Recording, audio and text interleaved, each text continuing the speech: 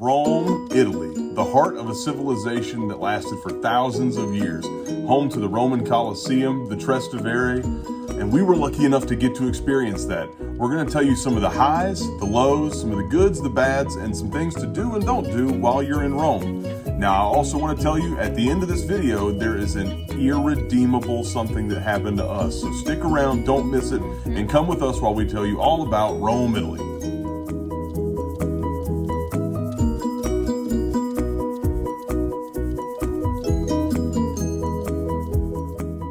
All right, everybody, so we're going to tell you about our trip to Rome, Italy.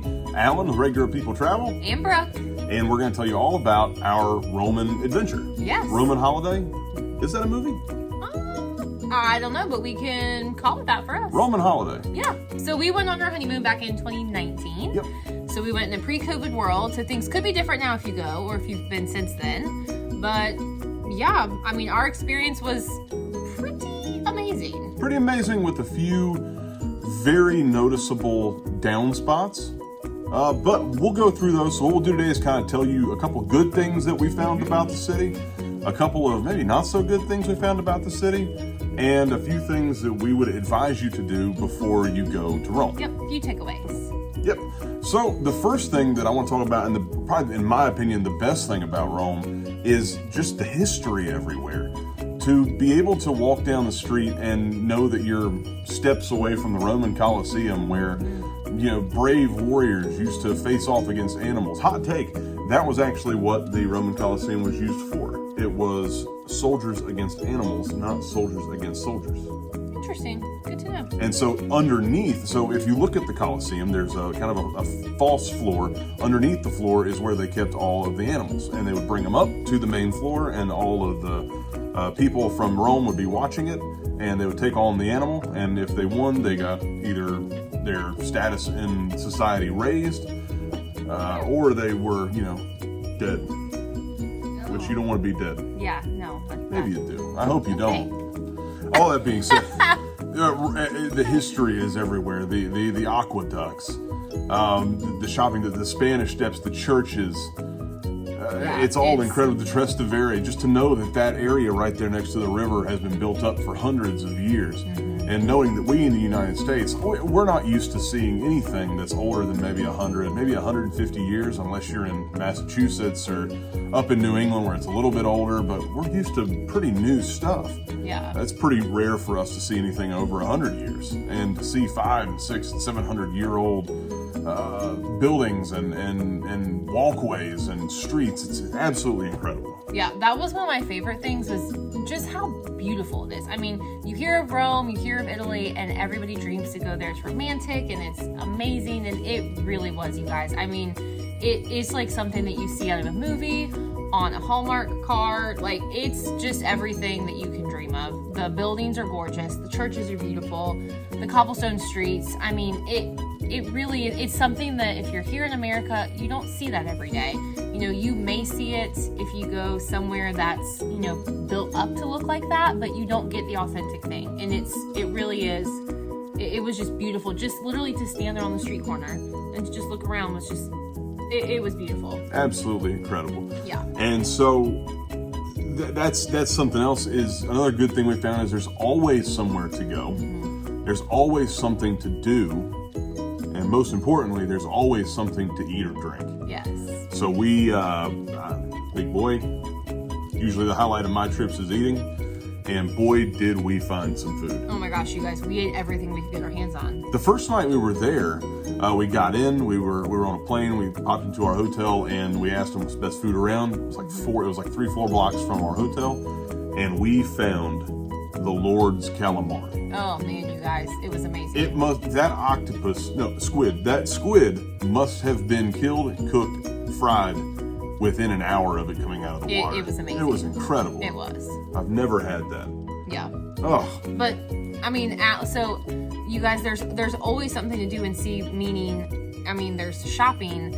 There's the best thing to do is honestly just walk around and get lost. Just walk. You will find something. You will find a restaurant. You will find, you know, a church. You will find street performers. Alan loved the street performers. Oh, That was awesome. The street we ran into guitar players, and that was my favorite. I'm a music guy, and they were playing "Blue on Black" by Kenny Wayne Shepherd and Leonard Skinner. They were playing Freebird.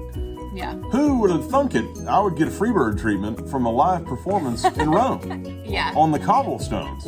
It's really cool, you guys. There's always something to do and something to see. If you don't have something planned and you don't have something strictly in your itinerary, just walk around and get lost. So, and that's like us. We were lucky and unlucky enough this was very on in our traveling crew. We went to Rome, and we didn't even know the Trestevere existed.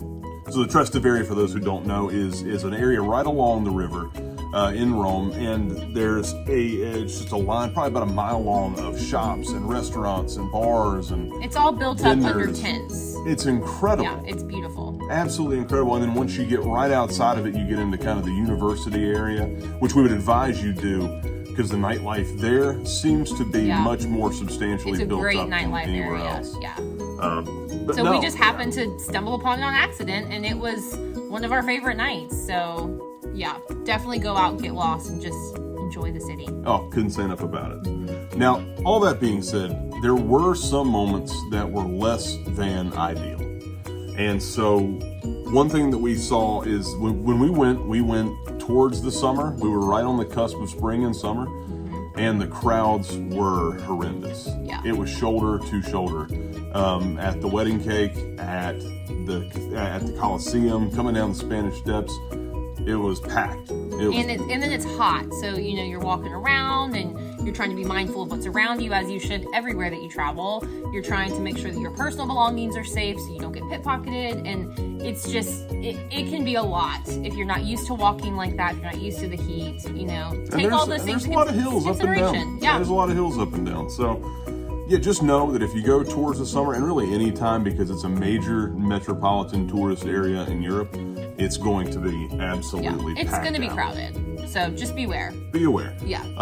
Something else that happened, or at least that we were noticing, is that it was kind of a dirty town. It was. There was surprisingly a lot of homeless people while we were there. I don't know if that's changed, gotten better or worse since we've been there, but the homeless population was very high when we were there.